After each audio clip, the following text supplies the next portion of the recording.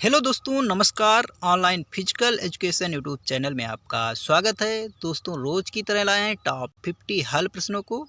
ये प्रश्न बार बार एग्जाम में पूछे गए हैं और आगे भी पूरी संभावना है पूछे जाने की। तो आप लोग वीडियो को लाइक शेयर कर दीजिएगा। अगर चैनल पर पहली बार आए तो चैनल को सब्सक्राइब कर लीजिएगा। दोस्तों, आज का पहला प्रश्न देखते हैं। व्यक्तित्व को प्रभावित करने वाले तत्व हैं। तो ऑप्शन सी करेक्ट हो जाएगा, वंशानुक्रम तथा वातावरण। प्रश्न नंबर 2 देखते हैं। वातावरण का निम्न में से कौन सा प्रकार नहीं है? तो ऑप्शन डी करेक्ट हो जाएगा, व्यक्ति व उसका स्वयं का व्यक्तित्व। ऑप्शन डी करेक्ट हो जाएगा। प्रश्न नंबर 3 देखते हैं। व्यक्तित्व को प्रभावित करने में प्राकृतिक भौतिक वातावरण की उपेक्षा नहीं की जा सकती, यह कथन है। तो ऑप्शन यहाँ पर भी ए करेक्ट हो जाएगा, आग, वर्ण व निम्न काक का। प्रश्न नंबर 4 है। आकर्षक व्यक्तित्व हमें सतत अपने जीवन पथ पर आगे बढ़ने की प्रेरणा देता रहता है, यह है। तो ऑप्शन सी करेक्ट हो जाएगा, ध्येय की ओर अग्रसर होना। अगला प्रश्न है। निम्न में से वह जो व्यक्तित्व को प्रभावित नहीं करता है। तो ऑप्शन ए है वंशानुक्रम, ऑप्शन बी है वातावरण, ऑप्शन सी है देखना और ऑप्शन डी है व्यायाम करना। तो यहाँ पर ऑप्शन सी करेक्ट हो जाएगा, देखना व्यक्तित्व को प्रभावित नहीं करता है, बाकी ये तीनों करते हैं। अगला प्रश्न है। जिस साक्षात्कार के माध्यम से छात्र के घर तथा वातावरण के संबंध में सूचनाएं प्राप्त की जाती हैं वह है। तो यहाँ पर ऑप्शन डी करेक्ट होगा, निदानात्मक साक्षात्कार। अगला प्रश्न है। व्यक्तिगत अंतर को प्रभावित करने वाले तत्व हैं। तो ऑप्शन सी करेक्ट हो जाएगा, वंशानुक्रम तथा वातावरण। अगला प्रश्न है। वातावरण के साथ सामान्य एवं स्थायी संयोजन ही व्यक्तित्व है, इस परिभाषा को लिखा है। तो बोरिंग ने। ऑप्शन डी करेक्ट हो जाएगा। अगला प्रश्न है। जैविकीय कारकों को किन भागों में बांटा जा सकता है? तो ऑप्शन बी करेक्ट हो जाएगा, शारीरिक रसायन के आधार पर। अगला प्रश्न देखते हैं। मनोविज्ञान सहायक है? तो संपूर्ण शैक्षिक प्रक्रिया में। ऑप्शन डी करेक्ट हो जाएगा। अगला प्रश्न है। सीखने के मुख्य नियमों के अतिरिक्त गौण नियम भी हैं जो मुख्य नियमों का विस्तार देते हैं, गौण नियम है। तो यहाँ पर ऑप्शन बी करेक्ट हो जाएगा, बहुप्रतिक्रिया का नियम। अगला प्रश्न है।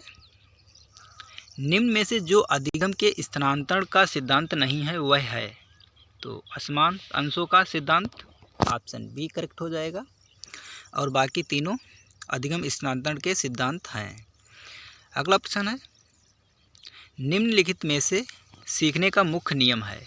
तो अभ्यास का नियम, और इसे उपयोग और अनुपयोग का नियम भी कहते हैं। अगला प्रश्न है। थॉर्नडाइक का अधिगम सिद्धांत निम्नलिखित नाम से जाना जाता है? तो ऑप्शन ए करेक्ट हो जाएगा, प्रयास व त्रुटि का सिद्धांत। अगला प्रश्न है। सीखने के मुख्य नियमों के अतिरिक्त गौण नियम भी हैं जो मुख्य नियमों का विस्तार देते हैं, गौण नियम है। तो रिपीटेड क्वेश्चन है। ऑप्शन बी करेक्ट हो जाएगा, बहुप्रतिक्रिया का नियम। अगला प्रश्न है। कक्षा वातावरण में सीखने का महत्वपूर्ण नियम है? तो यहाँ पर ऑप्शन सी करेक्ट हो जाएगा, हस्तलेखन। अगला प्रश्न है। सीखी गई क्रिया का अन्य समान परिस्थितियों में उपयोग किया जाना कहलाता है? तो अधिगम स्थानांतरण। ऑप्शन बी करेक्ट हो जाएगा। अगला प्रश्न है। अधिगम की निम्नांकित परिभाषा किसने दी है? सीखना विकास की प्रक्रिया है। तो ऑप्शन ए करेक्ट हो जाएगा, वुड बर्थ ने। अगला प्रश्न है। सीखना प्रभावित होता है? तो प्रेरणा के द्वारा। ऑप्शन डी करेक्ट हो जाएगा। अगला प्रश्न है। सीखना संबंध स्थापित करना, संबंध स्थापित करने का कार्य मनुष्य का मस्तिष्क करता है, यह कथन है? तो थॉर्नडाइक का। ऑप्शन बी करेक्ट हो जाएगा। अगला प्रश्न है, सीखने की असफलताओं का कारण समझने की असफलताएं हैं, यह कथन है। तो मार्शल का है, ऑप्शन ए करेक्ट हो जाएगा। अगला प्रश्न है, सीखने के बिना संभव नहीं है। तो ऑप्शन यहाँ पर डी करेक्ट हो जाएगा, ए और बी दोनों। ए ऑप्शन है वृद्धि और बी अभिवृद्धि, तो ए और बी दोनों करेक्ट हो जाएगा, ऑप्शन डी। अगला प्रश्न है, सीखने के लिए विषय सामग्री का स्वरूप होना चाहिए। तो सरल से कठिन की ओर, ऑप्शन सी करेक्ट हो जाएगा। अगला प्रश्न है, सीखने के प्रकार हैं। तो ऑप्शन ए है ज्ञानात्मक अधिगम, गामक अधिगम और संवेदनात्मक अधिगम, इनमें से सभी। तो ऑप्शन सी डी करेक्ट हो जाएगा, इनमें से सभी। अगला प्रश्न है, जब किसी वस्तु को देखकर या स्पर्श कर ज्ञान प्राप्त किया जाता है तो वह सीखना कहलाता है। तो ऑप्शन ए करेक्ट हो जाएगा, प्रत्यक्षात्मक सीखना। अगला प्रश्न है, सीखने को प्रभावित करता है कक्षा का। तो ऑप्शन बी करेक्ट हो जाएगा, मनोवैज्ञानिक वातावरण। अगला प्रश्न है, मोटिवेशन शब्द की उत्पत्ति हुई लैटिन भाषा के। तो ऑप्शन यहाँ पर सी करेक्ट हो जाएगा, मोटम धातु से। अगला प्रश्न है, प्रेरणा के स्रोत हैं। तो ऑप्शन ए है चालक, ऑप्शन बी है प्रेरक, ऑप्शन सी है उद्दीपन, ऑप्शन डी है इनमें से सभी। तो यहाँ पर ऑप्शन डी करेक्ट हो जाएगा, इनमें से सभी। अगला प्रश्न है, किसी कार्य को आरंभ करने, जारी रखने और नियमित बनाने की प्रक्रिया को की प्रेरणा कहते हैं, यह मत है। तो ऑप्शन यहाँ पर ए करेक्ट हो जाएगा, गुड का। अगला प्रश्न है, प्रेरणा का प्रमुख स्थान है। तो ऑप्शन ए है सीखने में, ऑप्शन बी है लक्ष्य की प्राप्ति में, ऑप्शन सी है चरित्र निर्माण में, ऑप्शन डी है इनमें से सभी। तो ऑप्शन डी करेक्ट हो जाएगा, इनमें से सभी। अगला प्रश्न है, प्रेरणा होती है। तो यहाँ पर ऑप्शन डी करेक्ट हो जाएगा, ए और बी दोनों। ऑप्शन ए है सकारात्मक और ऑप्शन बी है नकारात्मक, तो यहाँ पर डी ऑप्शन करेक्ट होगा आपका। अगला प्रश्न है, प्रेरणा द्वारा व्यवहार किया जाता है। तो दृढ़ व्यवहार किया जाता है, ऑप्शन ए करेक्ट हो जाएगा। अगला प्रश्न है, जो प्रेरक सीखे जाते हैं उसे कहते हैं। तो उन्हें अर्जित प्रेरक कहते हैं, ऑप्शन ए करेक्ट हो जाएगा। अगला प्रश्न है, मोटम धातु का अर्थ है। तो ऑप्शन ए है मूव, मोटर, ऑप्शन बी है मोशन, ऑप्शन सी है insight to action, option D है इनमें से सभी। तो यहाँ पर ऑप्शन आपका डी करेक्ट हो जाएगा, इनमें से सभी। अगला प्रश्न है, बाह्य प्रेरणा को कहते हैं। तो नकारात्मक प्रेरणा, ऑप्शन ए करेक्ट हो जाएगा। अगला प्रश्न है, अर्जित प्रेरक के अंतर्गत आते हैं। तो ऑप्शन ए है जीवन लक्ष्य एवं मनोवृत्तियाँ, ऑप्शन बी है मंद व्यसन, ऑप्शन सी है आदत की व्यवस्था, ऑप्शन डी है उपयुक्त सभी। तो यहाँ पर आपका ऑप्शन डी करेक्ट हो जाएगा, उपयुक्त सभी। अगला प्रश्न है, जो प्रेरक वातावरण के संपर्क में आने से विकसित होता है वह है।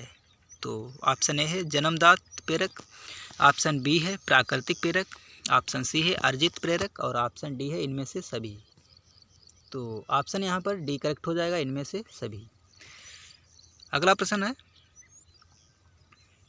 वह कारक जो व्यक्ति को कार्य करने के लिए उत्साह बढ़ाता या घटाता है उसे कहते हैं। तो ऑप्शन सी करेक्ट हो जाएगा, अभिप्रेरणा। अगला प्रश्न है, जन्मजात प्रेरक नहीं है। तो ऑप्शन सी करेक्ट हो जाएगा, आदत। अगला प्रश्न है, स्वाभाविक प्रेरक है। तो ऑप्शन यहाँ पर सी करेक्ट हो जाएगा, अनुकरण। अगला प्रश्न है, स्वधारणा अभिप्रेरक हैं। तो यहाँ पर ऑप्शन डी करेक्ट होगा, चेतावनीपूर्ण आंतरिक धारणा। अगला प्रश्न देखते हैं, अधिगम या व्यवहार सिद्धांत के प्रतिपादक हैं। तो ऑप्शन यहाँ पर डी क्लर्क सही हो जाएगा, क्लर्क हल। अगला प्रश्न है, कौन सा प्रेरक जन्मजात नहीं है। तो आकांक्षा का स्तर, ऑप्शन ए करेक्ट हो जाएगा, बाकी सब जन्मजात प्रेरक हैं। अगला प्रश्न है, विद्यालय में पुरस्कारों की से हानि होती है। तो यहाँ पर ऑप्शन डी करेक्ट हो जाएगा, केवल पुरस्कार के लिए कार्य करना।